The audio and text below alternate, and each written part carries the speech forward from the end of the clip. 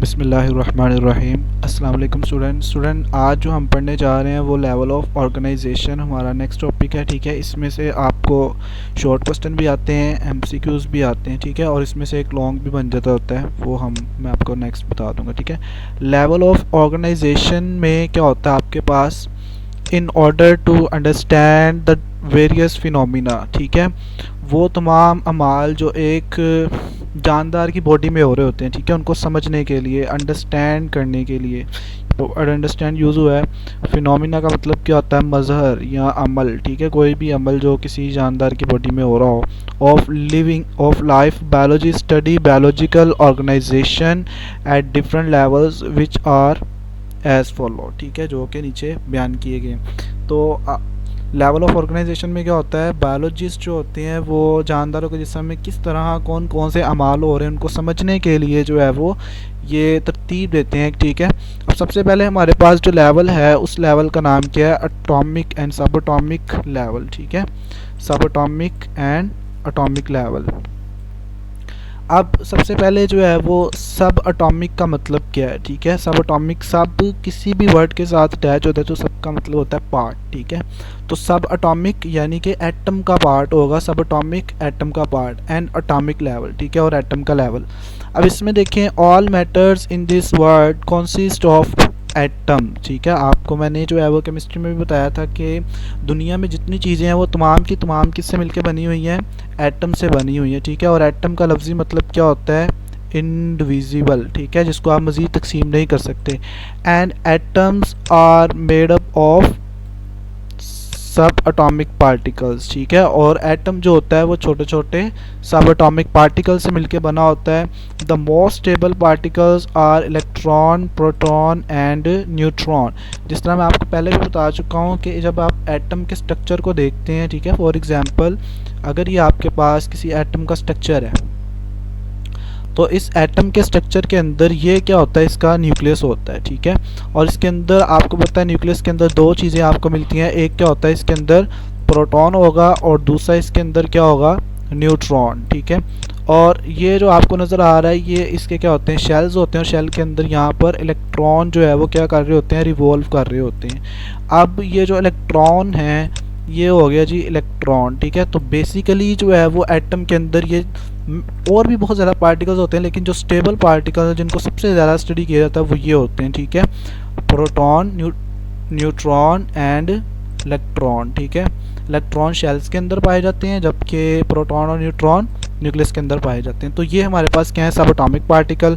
तो जब सब एटॉमिक पार्टिकल मिलते हैं तो सब एटॉमिक पार्टिकल के मिलने से क्या बन जाता है जी, एटम बन जाता है। ठीक है, समझ आ गई आपको कि एटॉमिक और सब एटॉमिक लेवल क्या होता है। सब atomic level electron, proton, neutron, और जो एटॉमिक लेवल है उसमें आपका एटम होता है कंप्लीट, जो कि सब एटॉमिक पार्टिकल से मिलके बना होता है। अब यहाँ पर देखिए वो कहता है there are 92 elements occur in nature. फितरत में, कुदरत में कितने 92 एलिमेंट्स जो है वो पाए जाते हैं। ठीक है, कितने एलिमेंट्स पाए जाते हैं फितरत में, 92 एलिमेंट्स पाए जाते हैं। उनमें से भी 92 में से भी सिर्फ 16 को जो है वो बायो एलिमेंट्स कहा जाता है। ठीक है, 92 में से 16 को क्या कहा जाता है जी, बायो एलिमेंट्स। बायो एलिमेंट्स हम क्यों कहते हैं, because these are part of living body, क्योंकि ये जिंदा इंसान के बॉडी का हिस्सा होते हैं। ठीक है, ये लाइफ का हिस्सा होते हैं, इसलिए हम इसे क्या कहते हैं, बायो एलिमेंट्स कहते हैं। ठीक है, टोटल कितने होते हैं बायो एलिमेंट्स, 16। ये आपका एमसीक्यूज भी आ सकता है कि how many particles present in nature या how many elements present in nature. तो आप जो है उसको बताएंगे 92 elements present in nature and 16 are bio elements. Bio elements का सेपरेट से भी आ सकता है, इसके अलावा बायो एलिमेंट्स के ऊपर आपको शॉर्ट क्वेश्चन आ सकता है। नेक्स्ट देखें, अब ये बायो एलिमेंट्स कौन कौन से हैं, 16, उनको देखते हैं, और कितने परसेंट पाए जाते हैं उनको देखते हैं। ओनली 6। ठीक है, 16 में से वो 6 की बात कर रहा है, कौन कौन से, carbon, oxygen, carbon, hydrogen, nitrogen, calcium and phosphorus. ठीक है, मेक 99%, यानी कि पूरे हमारे जिस्म का जो 99% है वो ये 6 जो एलिमेंट है वो मिलकर बनाते हैं ऑफ द टोटल मैस हमारी पूरी बॉडी का। दिस इज़, इधर अगर आप पिक में देखें तो यहाँ पर आपके पास एक ह्यूमन बॉडी है और इसका तकरीबन 90% जो मैस है वो किससे बना हुआ है, इन 16 एलिमेंट से बना हुआ ना, और टोटल, और 99% जो है वो इन 6 एलिमेंट से मिलकर बना हुआ है, ठीक है। ये वाले 6 एलिमेंट कौन कौन से? Oxygen, carbon, hydrogen, nitrogen, calcium and phosphorus. इसको याद करने का तरीका ये है कि आप इसका फॉर्मूला लगा लें, ओ सी है ना कैप, ठीक है, ओ सी है ना कैप, तो आपको याद हो जाएगा oxygen, carbon, hydrogen, nitrogen, calcium and phosphorus 99% बनाते हैं। सिमिलरली अगर आप देखें बाकी 10 जो होते हैं वो बॉडी का सिर्फ कितना बनाते हैं? 1% बनाते हैं। और उनमें कौन कौन से होते हैं? पोटाशियम होता है, chlorine, sodium, magnesium, iron, copper, manganese, zinc and iodine, ठीक है। ये तमाम वो एलिमेंट्स हैं, 10 एलिमेंट्स हैं जो कि हमारी बॉडी का सिर्फ 1% जो है वो बना रहे होते हैं। नेक्स्ट यहाँ पर देखें ज़रा, मॉलिक्यूलर लेवल हमारे पास आ जाता है। मॉलिक्यूलर लेवल में क्या होता है?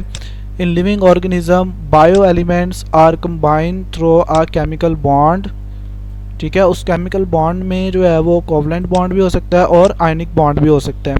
फॉर्म मॉलिक्यूल्स और बायोमॉलिक्यूल्स, ठीक है। वो कहता है कि जानदारों के जिस्म के अंदर जो एलिमेंट्स होते हैं वो सेपरेटली नहीं पाए जाते, बल्कि वो क्या करते हैं? वो एक दूसरे के साथ केमिकल रिएक्शन करते हैं, और उस रिएक्शन के ज़रिए जो है वो उनके दरमियान क्या होता है? मॉलिक्यूल बन जाते हैं। फिर उनको हम जो है वो नाम देते हैं बायोमॉलिक्यूल्स का। और यहाँ पर अगर आप देखें तो यहाँ पर कुछ एग्जांपल्स हैं। ये वाले वाटर को देखें, पहला स्ट्रक्चर जो बना हुआ है इसमें ये जो बॉन्ड है ये कोवलेंट बॉन्ड है, ठीक है।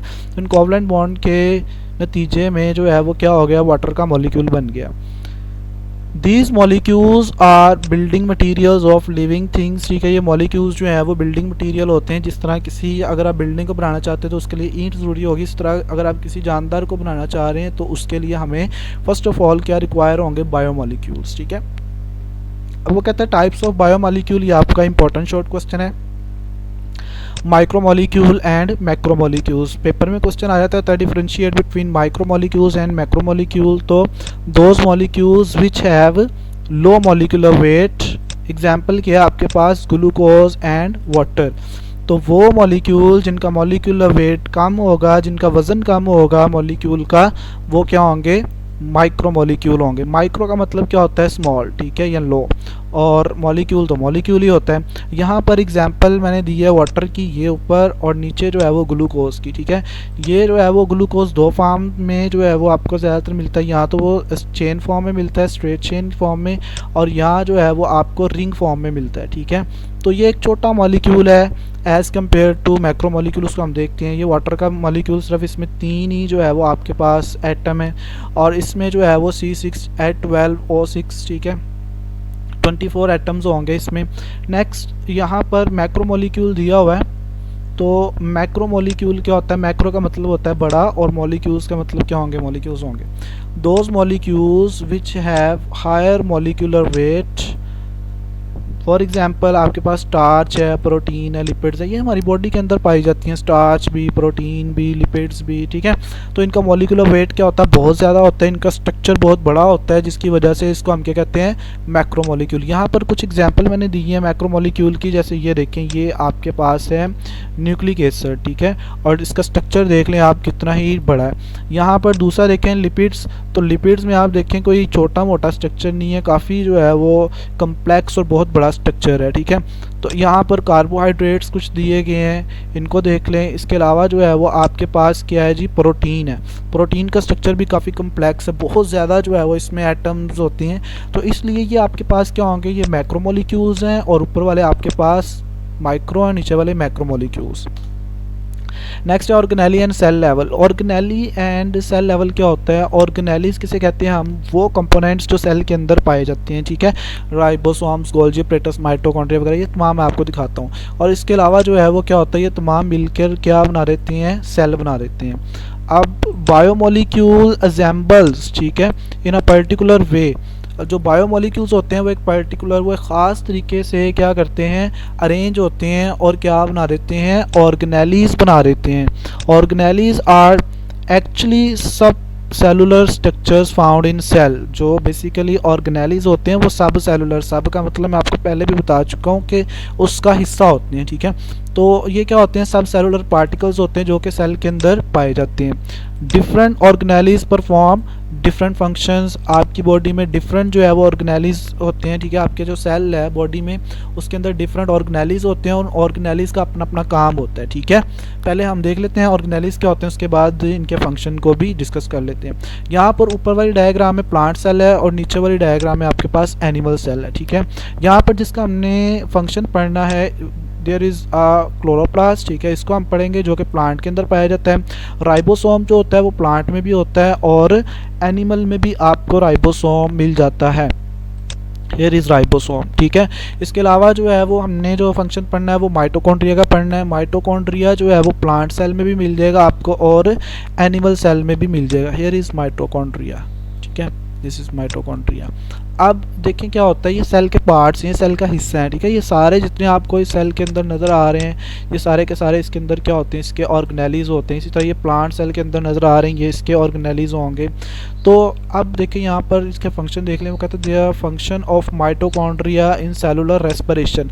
जो माइटोकॉन्ड्रिया होता है वो रेस्पिरेशन करता है और रेस्पिरेशन के ज़रिए हमें क्या मिलता है, ग्लूकोज की ऑक्सीडेशन और रिडक्शन होती है, जिसके ज़रिए हमें एनर्जी मिलती है और किस फॉर्म में मिलती है, वो एटीपी की फॉर्म में होती है, ठीक है। जब आगे जाकर आप इसको पढ़ लेंगे। Function of ribosomes is protein synthesis. अब राइबोसोम आप देखें इस प्लांट में भी था और एनिमल में भी है, ठीक है। तो राइबोसोम का फंक्शन क्या होता है, प्रोटीन की तैयारी। तो प्रोटीन एनिमल को भी चाहिए और प्लांट को भी चाहिए, तो इसलिए ये दोनों में पाया जाता है। एट दी एंड नंबर 3 पे आपके पास है क्लोरोप्लास्ट, और क्लोरोप्लास्ट का फंक्शन क्या होता है, फोटोसिंथेसिस होती है। फोटोसिंथेसिस सिर्फ प्लांट्स के अंदर होती है, एनिमल के अंदर नहीं होती, इसलिए सिर्फ क्लोरोप्लास्ट किस में पाया जाता है, प्लांट सेल के अंदर पाया जाता है। तो different types of organelles are found in cells, ठीक है। इसके अलावा आप देखें आपको बहुत ज़्यादा जो है वो ऑर्गेनेलिज और भी मिल जाएंगे, जैसे यहाँ पर वैक्यूज है, न्यूक्लियस है, इसके अलावा गोल्जी प्रेटस होगा, बहुत ज़्यादा है। ये देखें ये नीचे एनिमल सेल्स में गोल्जी प्रेटस है, रफ एंडोप्लाज्मिक रेटिकुलम, हर का एक एक अपना अपना जो है वो इसका फंक्शन है, जो कि आप चैप्टर 4 में डिटेल से पढ़ेंगे। नेक्स्ट हमारे पास है जी टिश्यू लेवल। अब टिश्यू लेवल क्या होता है, टिश्यू आपने वो खाने वाला टिश्यू नहीं समझना। टिश्यू क्या होता है, एक जैसे सेल्स मिलते हैं और मिलकर जो है वो ना एक स्पेशल फंक्शन परफॉर्म कर रहे होते हैं। उनका जो फंक्शन होता है वो कॉमन होता है, ठीक है, जिसकी वजह से हम उसको टिश्यू लेवल कहते हैं। We can define tissue as a group of similar cells, ठीक है। जैसे मैंने अभी बताया कि वो क्या होता है, एक जैसे सेल्स का गुच्छा होता है, specialised for performance of the common function, जो कि सेम फंक्शन परफॉर्म कर रहे होते हैं, एक ही फंक्शन, कॉमन फंक्शन, आम फंक्शन जो है वो इस्तेमाल कर रहे होते हैं। Each cell in a tissue carries on its own life process, और हर टिश्यू जो होता है वो अपनी लाइफ को खुद ब खुद जो है वो अपने सेल्स को मेंटेन कर रहा होता है। मिसाल के तौर पर आपके पास यहाँ पर टिश्यू की कुछ एग्जांपल्स दी गई हैं, जिसमें आपके पास एनिमल टिश्यू में जो है वो नर्वस टिश्यू है और मस्कुलर टिश्यू है। सिमिलरली प्लांट टिश्यू में आपके पास जो है वो एपिडर्मल टिश्यू है और ग्राउंड टिश्यू है, ठीक है। अब ये देख लें यहाँ पर, अगर आप इस डायग्राम में आए तो ऊपर क्या लिखा हुआ है जी, मसल एंड नर्व टिश्यू। अब यहाँ पर ये एक जो है वो टांग है, ठीक है। इस टांग में से उन्होंने क्या किया हुआ है, इतना जो है वो इसका मसल्स का जो है वो पकड़ा है और उसको जो है वो इस डायग्राम में क्या किया हुआ है, रिप्रेजेंट किया हुआ है। ये आपके पास क्या है, सारा का सारा ये मसल्स हैं, ठीक है। तो ये क्या आपके पास मसल टिश्यू, अगर आप जो है वो इसका मसल्स का थोड़ा सा पार्ट ले लें तो वो क्या है, मसल टिश्यू, और मसल टिश्यू जो होगा वो बहुत से सेल से मिलके बना होगा, ठीक है। इसी तरह जो है वो यहाँ पर ब्रेन है, ब्रेन के अंदर जो है वो क्या होता है, नर्व सेल्स होते हैं, ठीक है, जो कि मिलकर नर्व टिश्यू बना रहे होते हैं। तो ये आपके पास एक डायग्राम है जी नर्व टिश्यू की, ठीक है। और ये नर्व सेल्स बने हुए हैं, कहाँ पे पाए जाते हैं, ब्रेन में और स्पाइनल कॉर्ड में, ठीक है। इसके अलावा आपकी पूरी बॉडी में होते हैं, जो कि आपके पेन के मैसेजेस, आप कुछ भी कर रहे हैं तो उसके जो मैसेजेस आपके ब्रेन को पहुंच रहे हैं वो किसके ज़रिए पहुंच रहे होते हैं, नर्व सेल्स के ज़रिए पहुंच रहे होते हैं। इसी तरह यहाँ पर आपके पास कुछ जो है वो प्लांट टिश्यू दिए गए हैं, जिस तरह यहाँ पर देखें तो ये आपके पास एपिडर्मल टिश्यू है। एपिडर्मल टिश्यू में क्या होता है, आपके पास ये प्लांट्स के जो आउटर मोस्ट सेल्स होते हैं, ठीक है, ये मिलकर जो है वो एपिडर्मल टिश्यू बनाते हैं। इसमें गार्ड सेल्स होगा, यानी कि आउटर कवरिंग, एपी का मतलब होता है ऊपर वाली सतह, तो डर्मिस का मतलब होता है जेल। तो यहाँ पर यानी कि ऊपर वाली स्किन के ऊपर जो इसके अंदर टिश्यू होंगे वो एपिडर्मल टिश्यू होंगे। ग्राउंड टिश्यू क्या होते हैं, जो कि एपिडर्मल टिश्यू के बाद आते हैं, और यहाँ पर पित्त वगैरह होती हैं और डिफरेंट जो है वो आपके पास सेल्स मिलकर टिश्यू बना रहे होते हैं। यहाँ पर आपके पास जो है वो जाइलम और फ्लोएम ठीक है, और ये मिलकर क्या बनाते हैं, वैस्कुलर टिश्यू बनाते हैं जो कि प्लांट्स के अंदर पाए जाते हैं। तो ये थी कुछ डिफरेंट टाइप्स। नेक्स्ट लेवल जो है वो हम नेक्स्ट लेक्चर में डिस्कस करेंगे। शुक्रिया स्टूडेंट्स।